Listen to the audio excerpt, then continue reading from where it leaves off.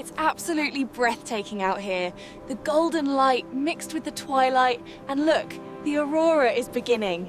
As you can see, the magnetic field lines extend far into space, creating the protective bubble that makes our planet so unique.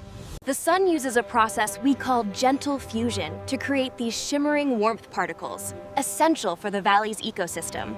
As the solar wind approaches, it interacts with our planet's magnetic field, creating these beautiful, vibrant auroras near the poles.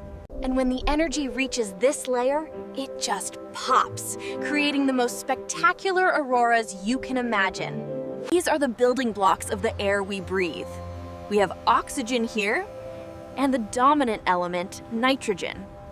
I've chased the lights my whole life, but the red and green swirls tonight are the most vibrant I've ever seen.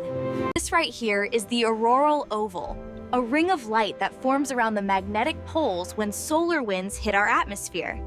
It's a common misconception that moss only grows on the north side of a tree. That's simply not true. It depends entirely on the local moisture. Notice the discrepancy. We have the height of winter displayed right next to a time suggesting the middle of the night. From the swirling storms of Jupiter to the magnificent rings of Saturn, this view is simply stunning.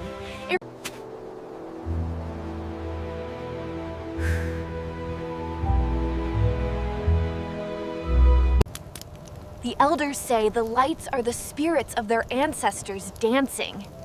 And if you look closely at the rock-pink future of our world isn't just about where we go, but how we care for the home we already have. We must choose wisely.